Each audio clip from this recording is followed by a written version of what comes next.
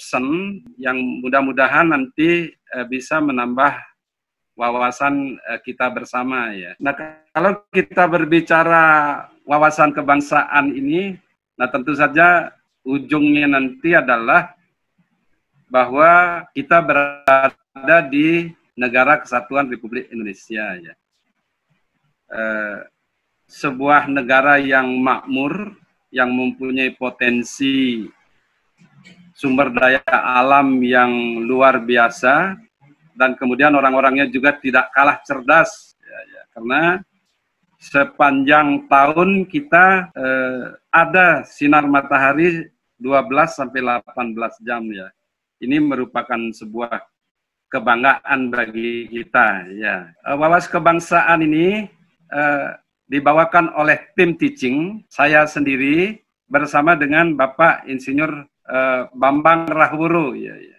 Bersama Pak Insinyur Bambang Rahwuro, dan mudah-mudahan nanti pada saat tatap muka kita bisa bersama atau sebentar ini ya. Nah, ini sedikit perkenalan saya, silakan adik baca saja. Saya awalnya pegawai rendahan di Sulawesi Tenggara ini, pernah bertugas sebagai PPL dan bertugas di daerah-daerah yang terpencil ya. S1 saya dari Universitas Mataram NTB, S2, S3 saya di UGM ya. Kemudian sudah kalau diklat, saya sudah mengikuti semua diklat perjenjangan, mulai dari diklat PIM 3, diklat PIM 2, dan juga diklat PIM 1 ya. Saya pernah belajar di luar negeri, baik urban planning, juga desentralisasi fiskal di New Delhi, dan juga pernah menjadi delegasi Indonesia di Filipina ya. Saya juga dosen beberapa perguruan tinggi di Pasca Unhalu sejak tahun 2004, kemudian di Universitas Sulawesi Tenggara dan juga Setie 66 ya. Tapi semenjak saya menjadi Widya Iswara tahun 2018 tidak lagi mengundurkan diri jadi dosen, dan kemudian fokus mengabdikan diri kepada diklat-diklat aparatur ya. Silakan nanti caption ini bisa di adik-adik bisa baca sendiri gitu ya. Nah, saya menyatakan bahwa para milenial ya, karena memang adik-adik bisa lulus menjadi pegawai negeri sipil ini karena lewat proses rekrutmen yang sangat bagus, yaitu komputer asisten tes atau kita sering sebut CAT ya. Oleh karena itu saya yakin aparatur yang cerdas, yang memiliki integritas tinggi, dan juga tentu saja mempunyai kemampuan analisis yang juga tinggi. Nah, situasi adik-adik sekarang adalah sebagai CPNS. Nah, apabila nanti adik-adik sudah menyelesaikan diklat ini, adik-adik bisa menjadi ASN. Nah, kita sebut dengan ASN milenial ini. Latsar CPNS ini dilaksanakan selama hampir 58 hari, 18 hari di classroom, baik melalui blended teaching ataupun klasikal, dan juga nanti adik-adik ke lapangan untuk melakukan aktualisasi. Oleh karena itu, tujuan daripada Latsar ini adalah membentuk aparatur sipil negara yang profesional dan berintegritas. Mudah-mudahan ini bisa dicapai, karena memang adik-adik adalah calon pegawai negeri sipil yang direkrut secara baik sekali ya. Apalagi saya tahu bahwa adik-adik yang di perguruan tinggi ini tentu saja sikap ilmiahnya akan jauh lebih mantap ya, seperti itu ya. Nah, adapun tujuan, nah kita bisa lihat di sini calon pegawai negeri sipil itu wajib menjalani masa percobaan ya. Nah, kalau ingin tahu pasal berapa dalam Undang-Undang ASN itu silahkan. Kalau tidak salah ini pada pasal 60 ke atas, gitu ya. Lalu pembiayaan juga menjadi tanggung jawab dari pemerintah. Kemudian masa percobaan dilaksanakan selama 1 tahun, namun karena wabah COVID-19 ini ada kompensasi untuk bisa lebih dari 1 tahun. Jadi adik-adik tidak usah khawatir bahwa begitu adik-adik mempunyai sertifikat langsung bisa mengusulkan untuk menjadi CPNS. Ya. Mengapa Latsar ini dilakukan adalah untuk membangun integritas moral, kejujuran, semangat dan kebangsaan, karakter kepribadian yang unggul dan bertanggung jawab, dan memperkuat profesionalisme serta kompetensi. Nah, kompetensi yang dibangun dalam Latsar ini ada 4. Dan terkait dengan wawasan kebangsaan ini, terkait dengan yang nomor 1. Sikap perilaku bela negara. Ya, inilah yang nanti kita diskusikan bersama bagaimana bentuk daripada sikap perilaku bela negara itu. Nah, adik-adik sekalian, para peserta yang saya banggakan, nanti ada video singkat, silakan adik-adik memilih apakah mengenai hukum, mengenai perilaku masyarakat, lalu masing-masing melakukan analisis terhadap video itu, lalu nanti adik tulis di dalam satu semacam makalah, lalu kirim ke E-Garbarata. Ya. Yang pertama adalah menunjukkan sikap perilaku bela negara, kemudian yang kedua, mengaktualisasikan nilai dasar PNS. Nah, nilai dasar itu ada 5 yang disebut dengan aneka. Ya, nanti adik-adik akan mempelajari masing-masing itu. Mudah-mudahan adik-adik nanti ketemu dengan saya pada komitmen mutu. Ya. Kemudian mengaktualisasi kedudukan dan peran PNS dalam kerangka Negara Kesatuan Republik Indonesia. Ya. Akuntabilitas, anti korupsi, komitmen mutu, etika, itu semuanya nanti bagaimana kita menerapkan dalam 4, mampu menunjukkan penguasaan kompetenis yang dibutuhkan sesuai dengan bidang tugas. Kompetensi teknis apa yang diperlukan oleh seorang tata usaha, kalau ini kena mungkin banyak dosen, kompetensi teknis apa yang dibutuhkan oleh seorang dosen ilmu-ilmu dasar atau ilmu-ilmu sosial. Saya kira itu akan menjadi kompetensi yang harus dibangun melalui Latsar ini. Ya. Adik-adik sekalian, mari kita perhatikan apa namanya ini ya, skateboard ya. Pertanyaan kita, kira-kira berapa tahun mereka belajar ini menjadi seorang ahli seperti ini? Saya dulu waktu kuliah di Jogja itu, anak-anak punya skateboard ini, coba langsung saya jatuh. Dan kaki lecet, lalu siku-siku juga lecet. Gitu ya. Nah, apa makna yang ingin kita sampaikan? Bahwa tidak ada orang cerdas, tidak ada orang terampil, tidak ada orang pinter tanpa melalui proses latihan. Oleh karena itu, sebelum adik-adik menjadi pegawai negeri, perlu dilatih dulu tuh. Untuk menjadi apa? Untuk menjadi profesional ya. Tidak langsung menjadi pintar, tetapi melalui awal-awal yang sulit ya. Sekarang ini adik-adik berada dalam situasi sulit karena harus bangun pagi, olahraga, lalu makan pun diatur, apalagi dalam masa wabah ini. Terkait dengan wabah ini, mohon adik-adik betul-betul menjaga diri, jaga kebugaran. Kalau ada suplemen, silakan suplemen. Kalau perlu minyak gosok, siapkan dengan minyak gosok. Ya. Para profesional tidak langsung menjadi pintar, tetapi melalui awal-awal yang sulit. Deskripsi singkat dari mata pelatihan wawasan kebangsaan ini. Ada 4 hal meningkatkan pengetahuan dan warga negara terhadap lambang-lambang negara. Adik-adik para peserta tentu saja sudah mohon maaf, saya tidak bermaksud untuk menggurui adik-adik. Saya yakin adik-adik sudah semuanya paham apa itu lambang-lambang negara.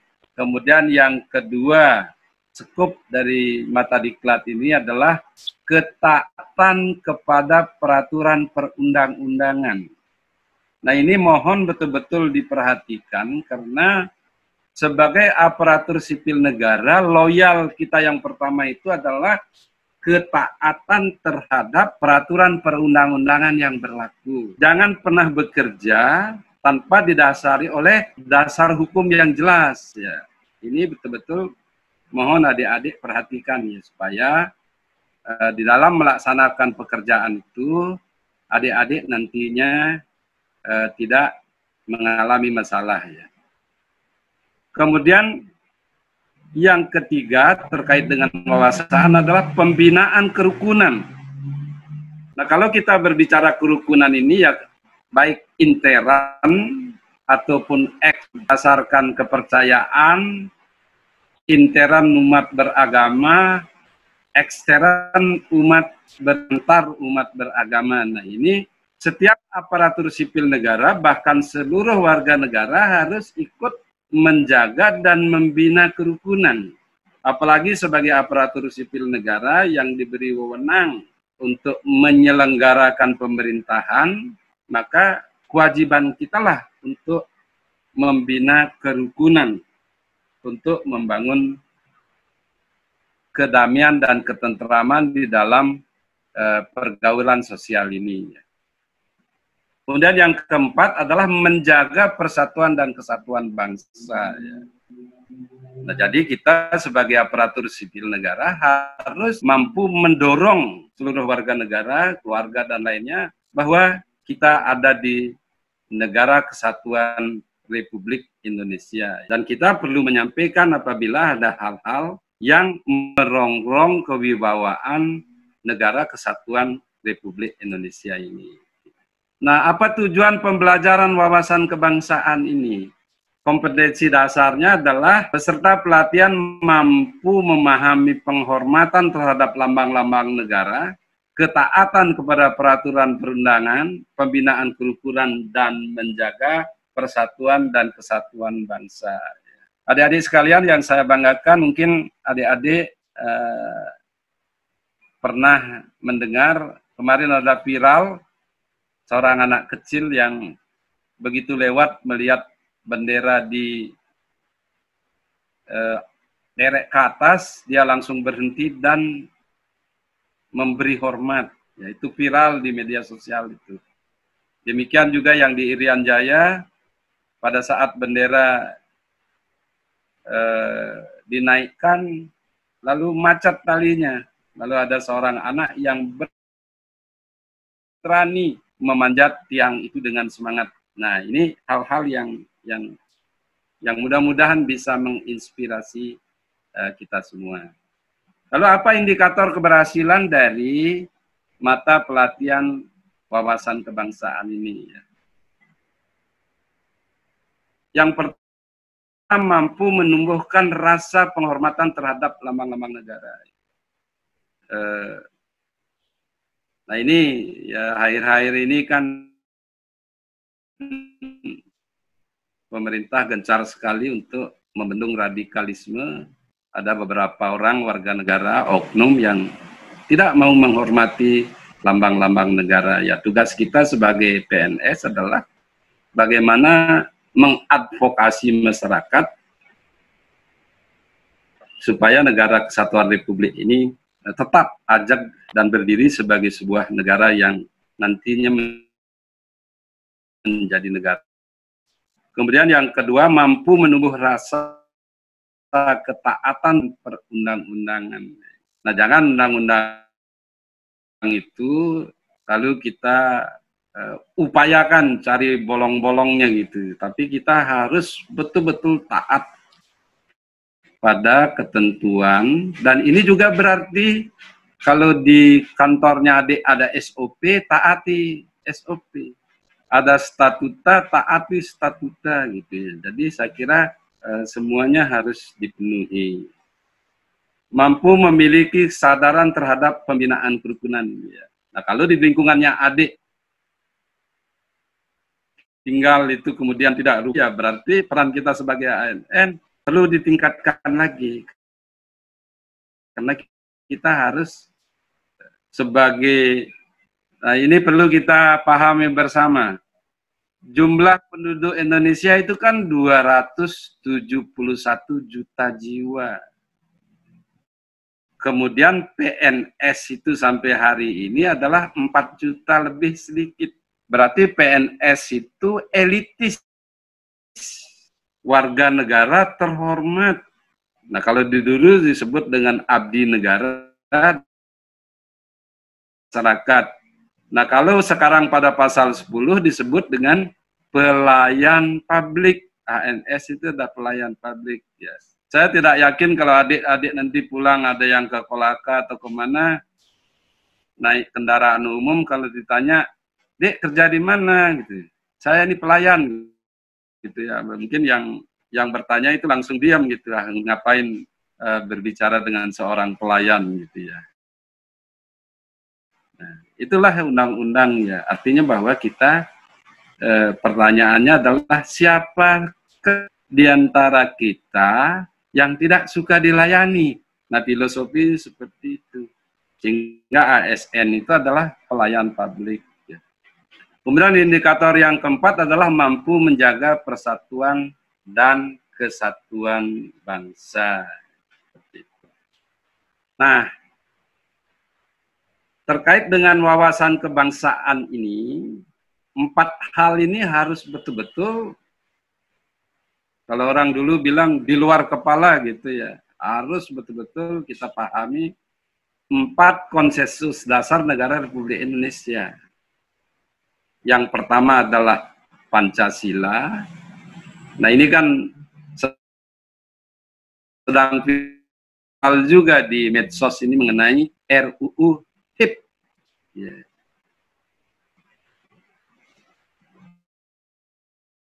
Kemudian Bhinneka Tunggal Ika ya. Kalau Bhinneka Tunggal Ika ini akan tertulis di sini nih, yang dicengkram oleh Garuda ini. Saya yakin juga kalau adik membaca sejarah Bhinneka Tunggal Ika ini ada di kisah-kisah di masa lalu pada masa pemerintahan Majapahit di negara Kertagama ya.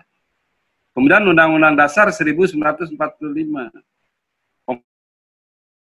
pembukaannya. Saya yakin di antara adik-adik ada yang hafal pembukaan Undang-Undang Dasar. Kalau dulu saya waktu SD dan SMP itu hafal gitu ya. Tapi kalau sekarang mungkin saya ragu kalau disuruh. Silakan baca undang-undang. Walaupun masih ingat 4 alinea itu mungkin ada beberapa kata yang ini. Harus ini kita pahami sebagai landasan kita bernegara. Kemudian yang keempat adalah NKRI, Negara Kesatuan Republik Indonesia ya. 4 konsensus dasar negara Republik Indonesia. Ini sempat dibilang Pancapilar ya sama orang tua kita dulu ya. Padahal ini adalah konsensus dasar ya. Untuk kita memahami wawasan kebangsaan, kita harus tahu dulu cita-cita bangsa. Nah, di pembukaan Undang-Undang Dasar 1945 itu, cita-cita ini dimunculkan, yaitu negara Indonesia yang merdeka, bersatu, berdaulat, adil, dan makmur. Inilah cita-cita dari negara Kesatuan Republik Indonesia. Nah, kemudian aparatur sipil negara adalah alat di dalam menyelenggarakan pemerintahan. Maka disebut aparatur, yang berasal dari kata aparatus. Aparatus itu kan alat. Ya. Tujuan negara Republik Indonesia. Tadi cita-cita, sekarang tujuan. Melindungi segenap bangsa Indonesia dan seluruh tampah darah Indonesia. Alinea keberapa ini? Memajukan kesejahteraan umum, mencerdaskan kehidupan bangsa, ikut melaksanakan ketertiban dunia yang berdasarkan kemerdekaan, perdamaian abadi, dan keadilan sosial. Nah, ini seperti itu. Inilah dasar pemahaman kita tentang wawasan kebangsaan. Nah, kalau kita lihat apa sih kata wawasan ini? Pagi sekali lagi mungkin ada di antara adik, aduh lewatkan saja itu Pak, gitu ya. Karena adik-adik semua sudah sudah tamat S1, bahkan saya yakin sudah ada juga S2. Itu bahkan mungkin sudah doktor ya, itu sudah kita peroleh. Ya. Kalau Kamus Besar Bahasa Indonesia itu wawasan berarti hasil mewawas, tinjauan, pandangan, dan dapat juga berarti konsepsi, cara pandang. Oleh karena itu, kalau kita berbicara kebangsaan, ada 3 hal yang menjadi suara ini. Halo, suaranya terdengar nggak? Kedengaran, Pak. Dengar jelas. Ya. Jadi ada 3 kalau kita berbicara kebangsaan. Yang pertama adalah ciri-ciri bangsa, 2 perihal bangsa, dan nomor 3 ini adalah kesadaran diri atas negara. Ya, gitu. Nah, mungkin adik-adik lebih setuju Pak, lewatkan saja itu, nanti kita diskusi gitu ya. Ya, kita nonton film gitu ya. Nanti setelah istirahat snack nanti, saya akan menuju ke tempat latihan, lalu kita tatap muka. Namun sebelum itu nanti adik-adik tolong membuat analisis masing-masing peserta dari video yang kita tayangkan. Ya. Oleh karena itu, wawasan kebangsaan ini, kalau menurut Lembaga Pertahanan Nasional itu adalah wawasan kebangsaan adalah cara pandang bangsa Indonesia mengenai diri dan lingkungannya, mengutamakan kesatuan dan persatuan wilayah dalam penyelenggaraan kehidupan bermasyarakat, berbangsa, dan bernegara. Nah, adik-adik bisa searching di YouTube, itu banyak sekali ada definisi tentang wawasan kebangsaan. Ya. Silakan. Kalau saya dulu waktu S1 tahun 79, mungkin adik-adik ada yang belum lahir pada waktu itu, ada filsafat Pancasila, ada P4, kemudian ada kewiraan. Ya, kewiraan inilah yang berbicara mengenai wawasan kebangsaan. Ya. Nah, silakan nanti adik-adik, ya mungkin tampilan caption saya, bahan tayang ini dengan yang di Garbarata itu layoutnya berbeda, tetapi bahasanya sama ya. Dalam kerangka Negara Kesatuan Republik Indonesia, wawasan kebangsaan adalah cara kita sebagai bangsa Indonesia di dalam memandang diri dan lingkungan capai tujuan nasional yang mencakup perwujudan Kepulauan Nusantara sebagai kesatuan politik, sosial budaya, ekonomi, dan pertahanan keamanan dengan berpedoman pada falsafah Pancasila dan Undang-Undang Dasar 1945. Berarti ingat 4 konsep. Nah, kalau kita renung-renungkan, ini kan para founding father kita yang mendirikan bangsa ini luar biasa ya. Atau bagaimana kita memahami wawasan Nusantara sebagai satu kesatuan, Polek, Sosbud, dan Hamkam. Makna wawasan kebangsaan. Ada 5 makna. Yang pertama adalah persatuan kesatuan, serta kepentingan dan keselamatan bangsa dan negara di atas kepentingan pribadi atau golongan. Kemudian yang kedua adalah asas Bhinneka Tunggal Ika, dipertahankan jika tidak memberi tempat pada patriotisme yang licik ataupun sempit, dilandasi oleh pandangan hidup Pancasila, Pancasila sebagai way of life, kemudian kemudian mewujudkan bangsa yang maju dan mandiri serta sejahtera lahir dan batin.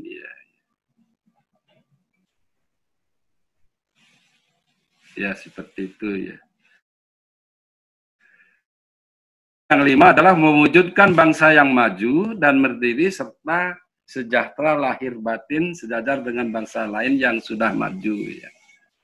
Adik-adik sekalian saya banggakan, yang saya hormati, ya beberapa tahun terakhir ini kan banyak yang menyaksikan tentang keberadaan eksistensi negara Republik Indonesia ya. Dan itu menjadi viral karena ada yang mengatakan bahwa 2030 itu Indonesia bubar gitu ya. Nanti kita bisa diskusikan. Dan banyak sekali penelitian-penelitian para ahli dari berbagai universitas baik dalam negeri dan luar negeri. Salah satunya adalah Profesor Martin Jacques ya. Dalam bukunya mungkin adik-adik bisa searching di Library Genesis, libgen.io itu adik bisa searching bukunya. When China Ruled the World, ya. When China Ruled the World, ya. Ketika Cina memimpin dunia, itu Indonesia nanti pada tahun 2035 itu ada 3 negara adidaya, Cina, India, dan Indonesia ya. Amerika nomor 7, Jepang tidak kelihatan, apalagi negara-negara Eropa ya. Ini mari kita optimis bahwa Indonesia ini kelak menjadi negara yang maju, dan sekarang pun kita masuk di dalam G20 ya. Saya kira adik-adik sudah sangat memahami ini dan tentu saja sudah searching di berbagai informasi. Nah, nilai dasar wawasan kebangsaan ini ada 6. Nah, ini mohon betul-betul dapat dipahami. Yang pertama adalah harga terhadap hakikat manusia sebagai makhluk ciptaan Tuhan yang Maha Esa. Coba luar biasa ini. Menghargai harkat dan martabat manusia sebagai makhluk ciptaan Tuhan. Nah, kalau kita berbicara ini kan manusia itu sangat mulia begitu ya. Bahwa dia mampu memperbaiki dirinya, tidak seperti makhluk-makhluk lainnya yang monoton. Dari zaman dulu sampai sekarang terus begitu, tapi manusia, budaya kita terus berkembang dari nomaden sampai sekarang bisa ke Mars. Bulan sudah biasa dikunjungi, sekarang siap menuju Mars gitu ya. Kemudian yang kedua, nilai dasar wawasan kebangsaan adalah tekad bersama untuk berkehidupan kebangsaan yang bebas, merdeka, dan bersatu. Demokratis ya. Pengertian merdeka, bebas, dan bersatu ini nah kadang-kadang kebablasan gitu ya. Nah ini sehingga waktu zaman Pak Bung Karno itu ada istilah non-blok itu ya. Kita tidak memihak manapun, tetapi kita adalah suatu negara yang berdaulat, yang ikut serta menjaga perdamaian dunia. Kemudian yang ketiga adalah cinta akan tanah air dan bangsa. Ya. Saya kira siapapun yang lahir di negara kesatuan Republik ini pasti mencintai kampung halamannya, ya. Sangat mencintai negerinya. Ya. Demokrasi atau berkedaulatan rakyat. Ya. Jadi kita sangat menjunjung tinggi demokrasi karena zaman itu pendapat itu kan yang dicari resultantenya, kesepakatannya apa gitu ya. Di dalam berbagai pandangan, lalu ada satu konsepsi yang diterima secara bersama, itulah kita sebut demokrasi atau kedaulatan rakyat ya. Kemudian kesetiakawanan sosial ya. Nah, kalau ada saudara sakit, tetangga sakit, atau mengalami musibah seperti sekarang begini, ya tentu saja kita kesetiakawanan sosial itu harus dibangkitkan. Ya. Nah, kemudian adalah masyarakat yang adil dan makmur. Dan inilah semua orang, saya kira adik-adik ketahui bersama, menghendaki kemakmuran gitu. Semua orang akan menghendaki kemakmuran. Nah, kemudian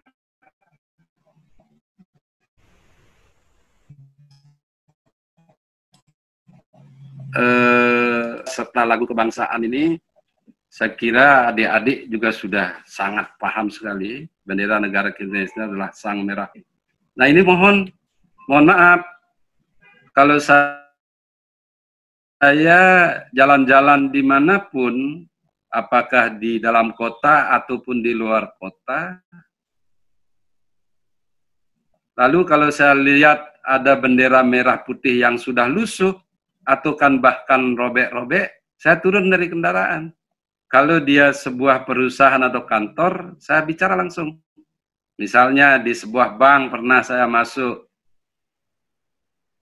di kantor distrik pernah saya masuk, di dealer, di sekolah saya pernah masuk, puskesmas.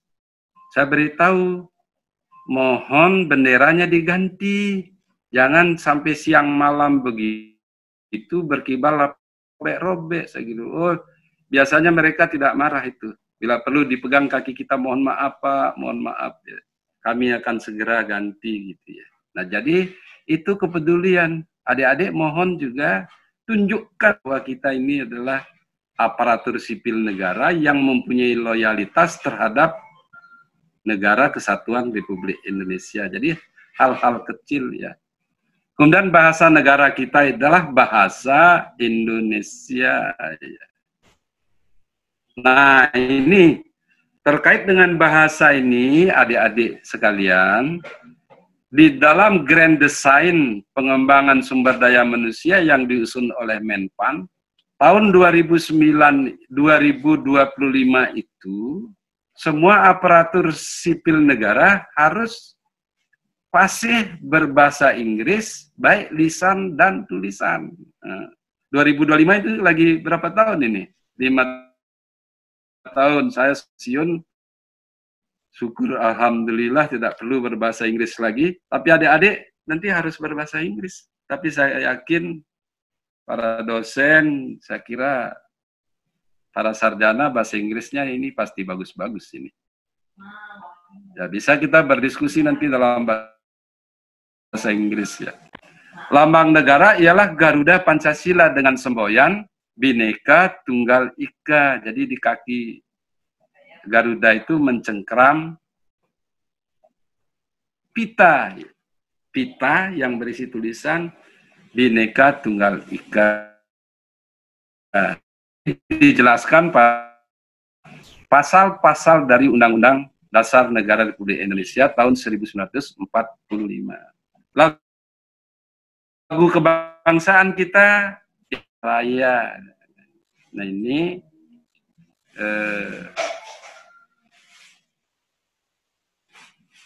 siapa pengarangnya, bagaimana baitnya, bagaimana menyanyikan gitu.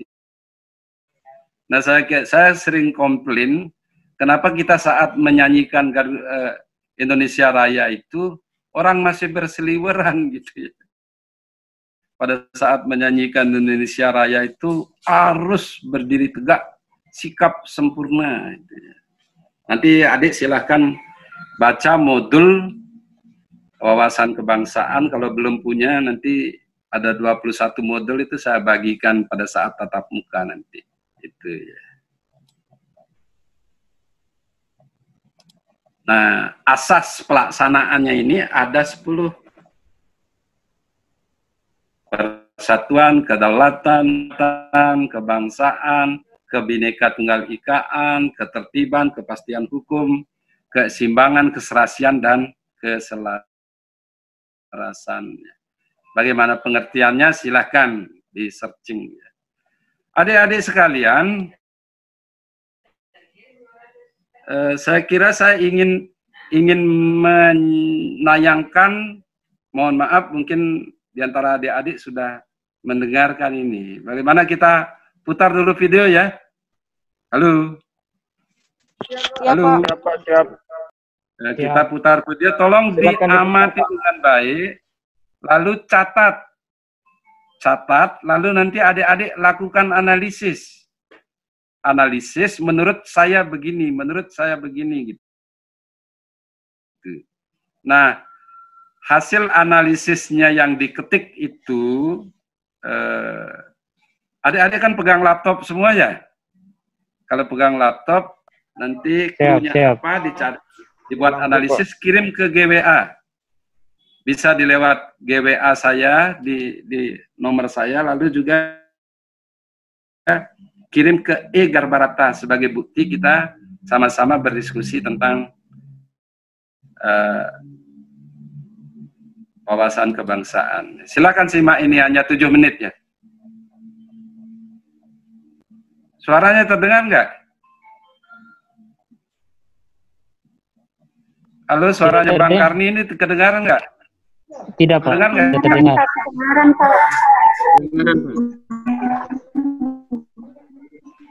Videonya saja, Pak, di-share anunya, namanya. Menatap Indonesia. Okay. Oh iya, nanti lewat kan sudah ada GWA ya? Iya. Nanti tolong saya dimasukkan di GWA, nanti saya share ininya, link URL-nya. Ya. Tapi mari kita dengarkan dulu ini, nanti kita skip.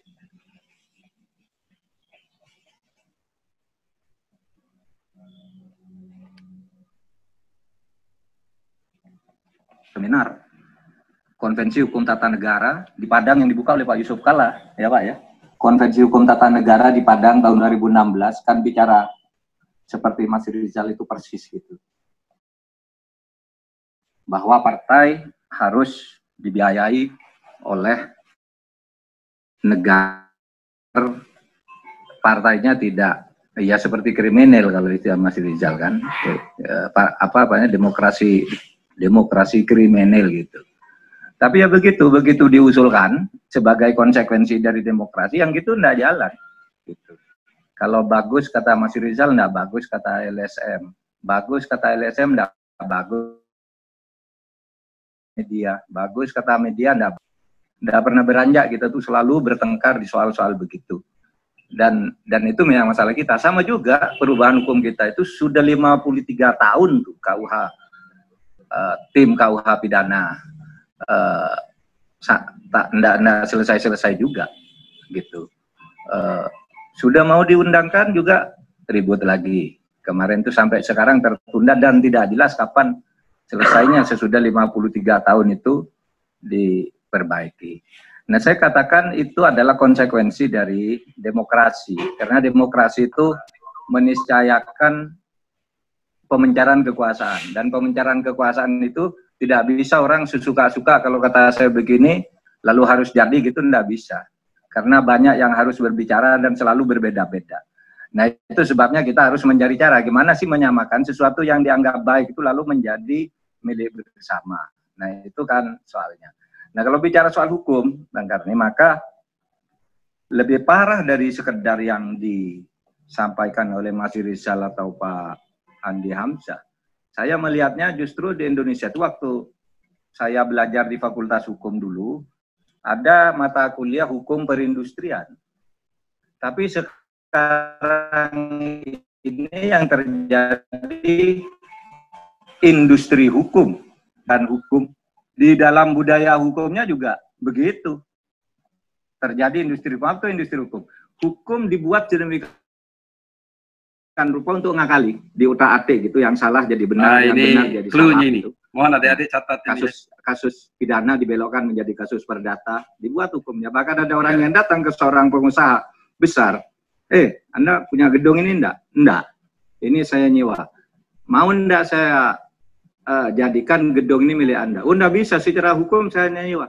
Saya bisa buatkan hukumnya biar kamu bisa dapat gedung ini. Kan tinggal dibuatkan aja hukumnya. Itulah industri hukum. Banyak.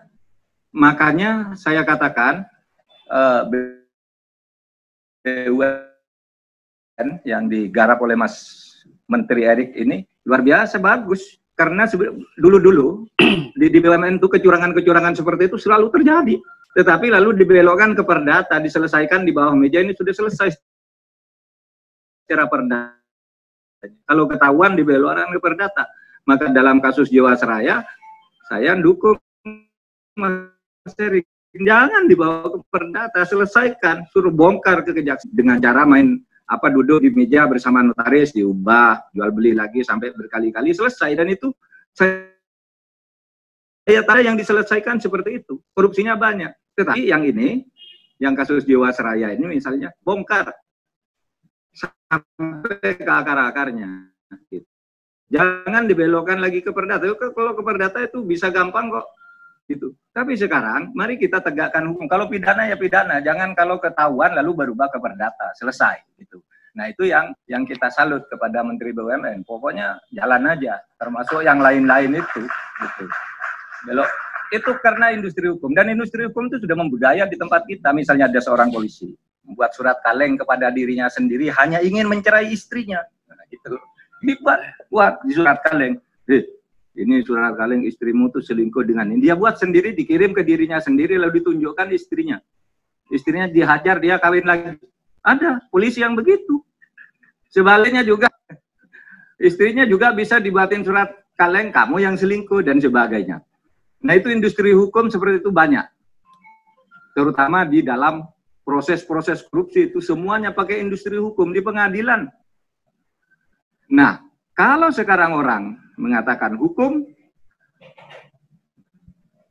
buruk sekali, ganti pemerintah hukumnya tetap. Kadang kalau orang tidak tahu, misalnya soal korupsi, siapa sih yang memutus korupsi itu? Korupsi dibebaskan, koruptor dibebaskan di tingkat kasasi, koruptor tiba-tiba hukumannya diberi gerasi, macam-macam tuntutan hukumannya.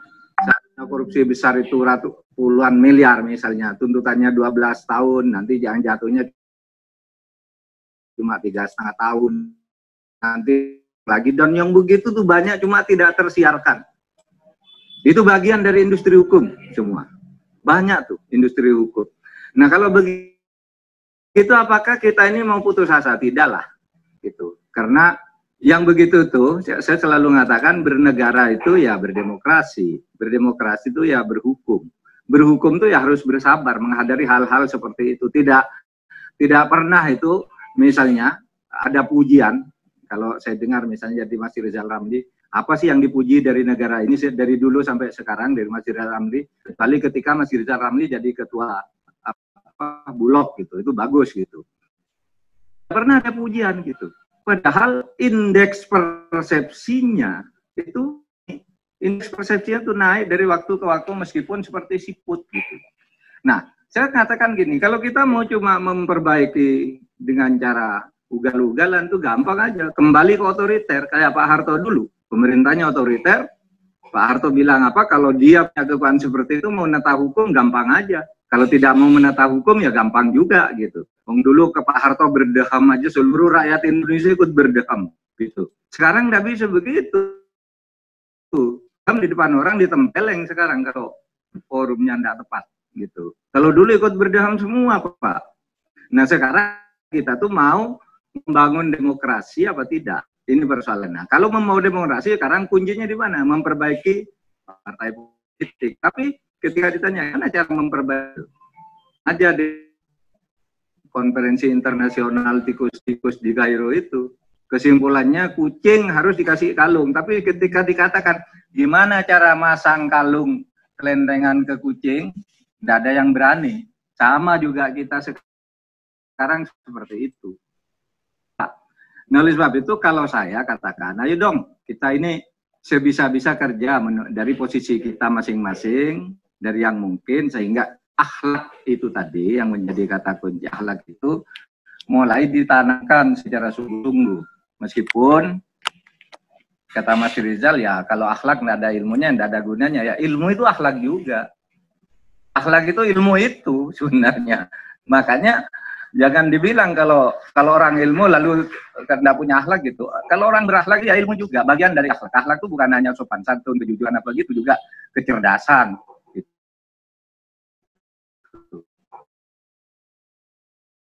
Kemampuan manajerial itu bagian dari akhlak juga, asal dilaksanakan dengan baik. Nah, saya kira itu deh kalau soal hukum. Terima kasih. Assalamualaikum warahmatullahi wabarakatuh.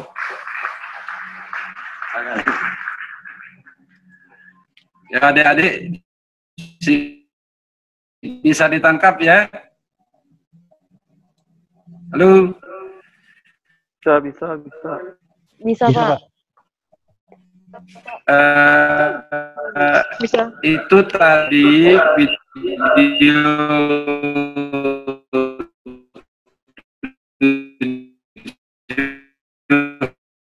menit dari Menko Polhukam. Sila adik-adik cari clue-nya tertentu. Kita lagi lambang negara ya, sebutkan Garuda Pancasila ya itu ya. Jadi seperti ini. Dan di dalam modul mengenai wawasan kebangsaan itu tebal bukunya. Ceritanya mengenai ini panjang sekali gitu ya. Dengan warna-warnanya ini dijelaskan ya. Nah, seperti ini Garuda Pancasila merupakan burung yang sudah dikenal mitologi kuno sejarah Nusantara, yaitu tunggangan Dewa Wisnu yang berwujud seperti burung elang Raja Wali. Menjadi simbol negara ya. Lalu ini berwarna keemasan, semua ada aturannya ini. Jumlahnya 17, ekor 8, bulu 19, bulu leher 45 itu ya ini. Jadi semuanya itu ada aturannya. Jangan sampai nanti kita sebagai aparatur sipil negara tidak bisa menjelaskan ini ya. Nah, sejarahnya silahkan adik-adik nanti pertama dia pakai mahkota begini, lalu Bung Karno bilang coba perbaiki. Tuh gundul begini, akhirnya menjadi seperti ini ya. Yang terakhir ini. Nah, silakan adik-adik searching di berbagai sumber tentang sejarah gambar dari Garuda Pancasila ini. Nah, kemudian ada 5 lambang-lambang di dalam gambar Garuda Pancasila ini. Saya kira tidak kita bacakan secara keseluruhan. Silahkan adik membaca sendiri ya, nanti kita diskusikan ya. Ini di kaki ada pita yang bertulis semboyan bin al-ika. Lalu ada 5 sila. Nah, ini ada peserta latsar yang tidak hafal ini. 1, 2, 3, 4, 5 ini tidak hafal. Saya lihat di video itu oleh instrukturnya disuruh berdiri itu. Ketuhanan yang Maha Esa, kemanusiaan yang adil beradab, persatuan Indonesia, kerakyatan yang dipimpin oleh hikmat, kebijaksanaan dalam permusyawaratan, perwakilan, keadilan sosial seluruh rakyat Indonesia. Mohon maaf adik-adik, kan waktu SD kita sudah menghafalnya ya. Meskipun demikian, mari kita sama-sama untuk memahami ini ya. Makna sila, saya kira silakan lambangnya bintang, adik baca aja. Kemudian makna sila kedua, kemanusiaan adil dan beradab, rantai emas. Berikutnya makna sila ketiga, persatuan Indonesia, pohon beringin. Kemudian makna sila keempat, kepala banteng. Dan berikutnya adalah padi dan kapas untuk sila kelima, keadilan sosial bagi seluruh rakyat Indonesia. Undang-Undang Dasar 1945, nanti sejarah lahirnya ini silahkan juga mudah sekali kita belajar ya. Ada BPU, PKI, ada pidato Muhammad Yamin, ada pidato Bung Karno dan lainnya itu silahkan ya, banyak sekali ini ya. Jadi konstitusi atau undang-undang dasar bagi negara kita disebut dengan Undang-Undang Dasar 1945 yang sudah 4 kali di amandemen, dilakukan penyesuaian-penyesuaian ya. Itu saya kira. Nah, pembukaan Undang-Undang Dasar sebagai norma dasar, ground norm, alinea pertama ini, norma dasar berbangsa dan bernegara adalah asas persatuan. Kalau berbicara persatuan, itu ada di alinea pertama. Alinea kedua, negara Indonesia yang merdeka, bersatu, berdaulat, adil, dan makmur. Ini cita-cita ya. Alinea ketiga, kemerdekaan Republik Indonesia adalah sebagai rahmat Tuhan yang Maha Kuasa dan didukung oleh seluruh rakyat serta kepentingan dan kebahagiaan seluruh rakyat. Nah, alinea keempat, dicanangkan beberapa norma dasar bagi bangunan dan substansi kontrak sosial yang menginap segenap bangsa Indonesia dan seluruh tumpah darah Indonesia dalam kerangka berdirinya suatu negara kesatuan Republik Indonesia. Nah, ini masing-masing alinea itu punya makna. Silakan nanti dibaca ini. Batang tubuh, dari dulu kita hafal ini 16 bab, 37 pasal. Silakan. Tubuh Undang-Undang Dasar 1945, hasil amandemen 1/4 pada tahun 2000 terdiri atas 21 bab,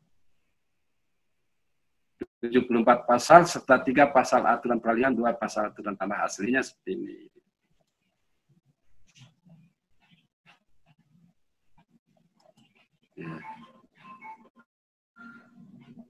Adik-adik sekalian, saya kira mohon saya lihat ada di antara adik-adik yang tidak berada di layar ini. Saya sudah catat ini, saya perhatikan ada yang meninggalkan, ya mungkin ada keperluannya. Tulis saja di chat atau di GWA. Jaringan kurang bagus, kenapa Pak. Tidak muncul di, ya? Jaringannya hilang-hilang, Pak. Halo? Kurang bagus. Suaranya? Jaringannya. Ya. Iya, jaringannya hilang-hilang, Pak. Jadi keluar sendiri. Mungkin jaringan kami di sini. Jaringan, Pak, jaringan. Oh iya. Ya.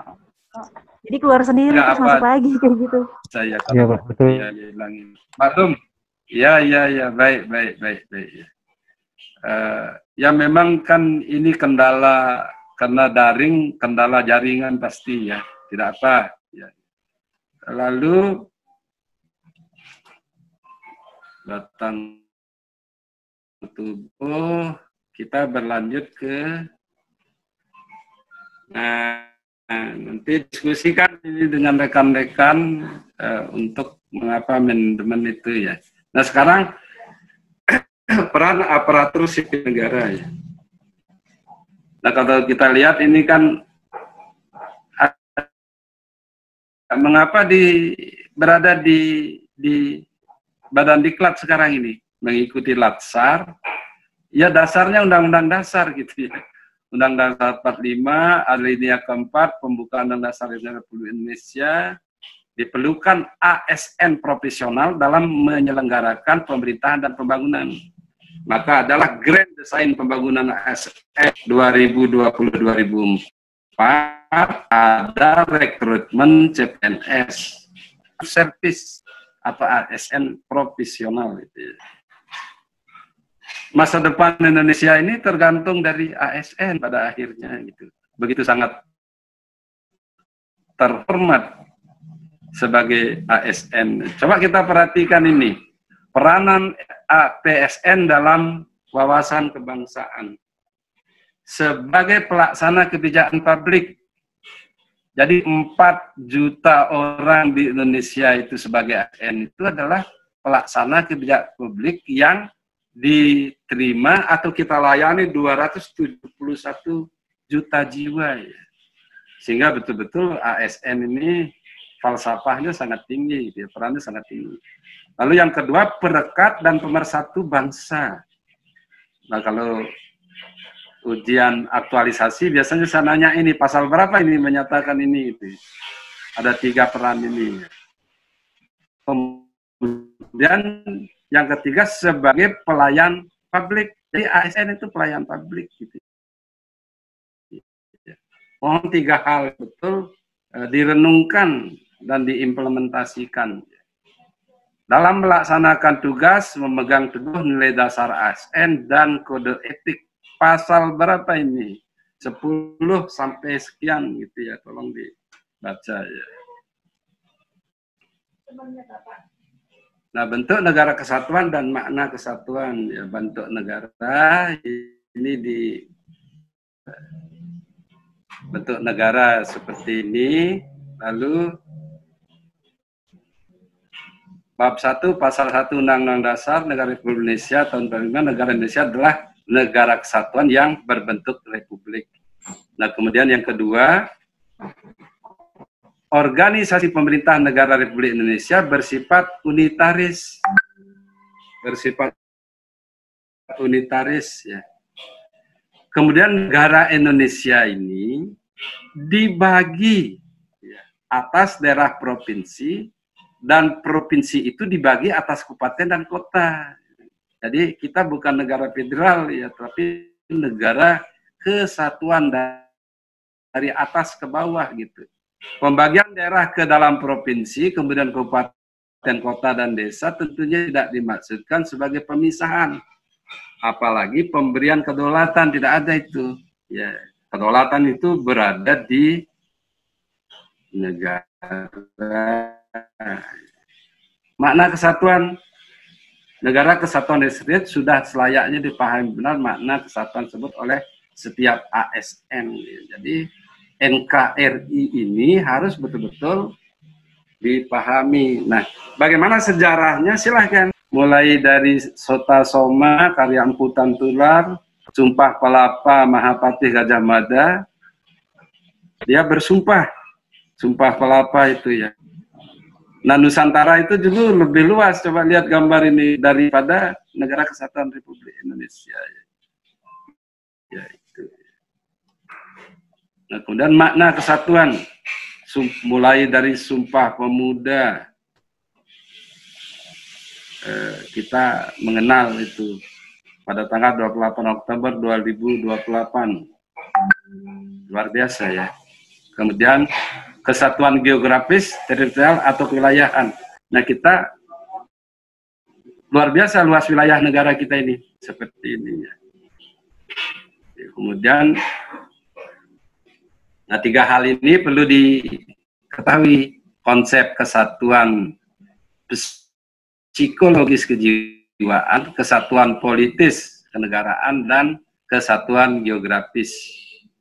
Itulah yang membentuk keindonesiaan yang utuh, sehingga keragaman suku bangsa, perbedaan sejarah daerah, hingga keanekaragaman bahasa dan budaya, semuanya adalah fenomena keindonesiaan yang membentuk identitas bersama, yakni Indonesia. Seluruh bangsa, suku bangsa ini ada ini pakaiannya di sini, ini seperti itu. Nah, di samping kesatuan psikologis, politis, geografis, juga ada kesatuan visi. Ketahui, ada RPJPP nasional, ada RPJM nasional, ada RPJP daerah, RPJM daerah, hingga strategi kementerian lembaga dan satuan kerja pemerintah daerah. Saya kira setiap organisasi juga mempunyai visi misi. Nah ini. Oh, sini mas. Mari sama-sama. Loh, aduh. Nah ini adik-adik, Pak Bambang juga sudah ada di sebelah saya. Nanti beliau memperkenalkan diri dan bercerita nanti ya.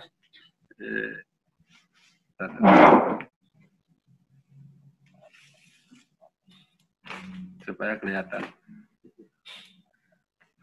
Nah, adik-adik ini mumpung ada Pak Bambang, nanti beliau bisa bercerita juga kelangkaan ini pada saat tatap kita juga akan berbicara ya.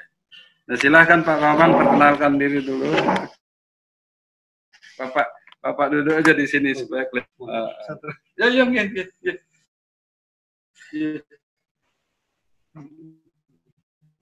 Assalamualaikum warahmatullahi wabarakatuh.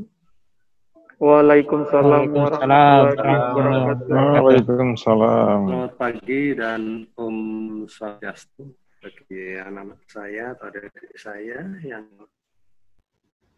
mohon maaf ya terlambat, bukan karena disengaja, tetapi saya sudah beberapa bulan ini bahkan tahun yang sudah kurang sehat. Ya. Jadi saya kira kami ini sama-sama dari Punjen ini ada kami satu angkatan. Jadi saya tidak terpanjang, nanti kita saat ditatap muka kita lebih sepuh saya, sekali juga kakak saya. Begitu saya kira ada bagaimana, saya biarlah beliau meneruskan dulu. Nanti saya ada di samping beliau. Jadi maksud saya kita ketemu kalau sudah kita ketemu di jalan, kita sudah tidak bingung, oh ini yang pernah kita ketemu di Zoom. Tidak begitu. Saya kira itu dulu deh ya. Kami tetap mendampingi beliau. Karena beliau sudah jalan tadi ya, saya tadi upayakan dari pagi, tapi rupanya sakit dan saya diajak kompromi setelah saya minum obat dan di kompres kepala. Saya kira saya ada di samping, bukan saya mundur, dek, saya ada di samping beliau yang teruskan dulu. Saya kira cukup dulu ya. Baik, terima kasih. Silakan Pak. Adik, nah itu rekan saya yang mendampingi adik-adik nanti, dan mungkin juga nanti di antara akan ada yang dibimbing oleh beliau nantinya. Ya mudah-mudahan lah kami ini para ASN senior ya. Kalau saya sih sudah mestinya 3 tahun yang lalu sudah pensiun, tapi dikaryakan lagi untuk bersama-sama para kawan-kawan untuk melakukan ini. Nah jadi kalau adik-adik ingin mendalami lagi, dan saya harapkan juga memang demikian, silakan perspektif sejarah negara Indonesia itu sampai terbentuknya NKRI itu ya seperti ini. Jadi adik bisa lihat sendiri nanti ya.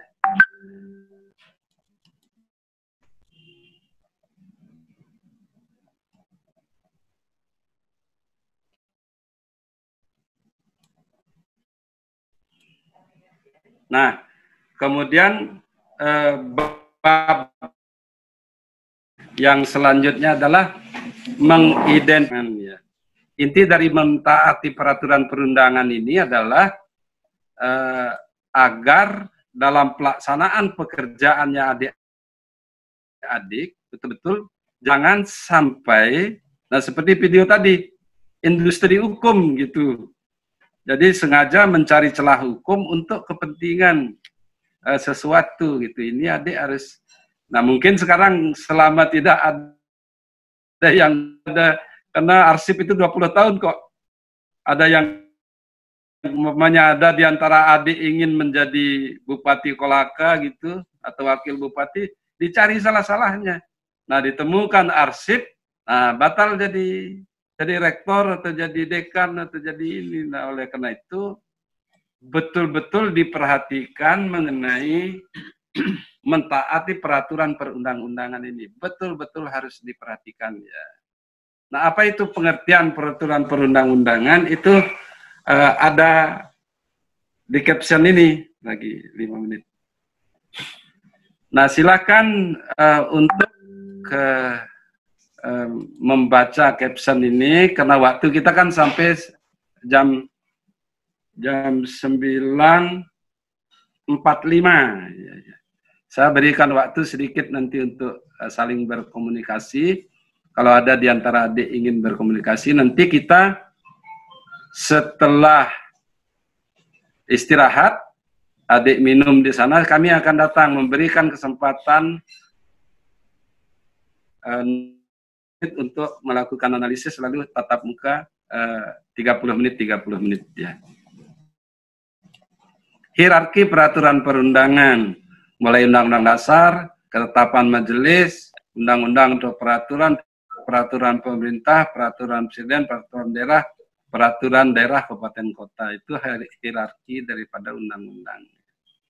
Nah, silakan ini apa pentingnya bagi warga negara juga ada hukum atas peraturan perundang-undangan, pembentukannya gimana, materinya bagaimana. Nah, kemudian pembinaan kerukunan dan menjaga persatuan dan kesatuan. Nah, ini materi bakasan pokok terakhir dari wawasan kebangsaan.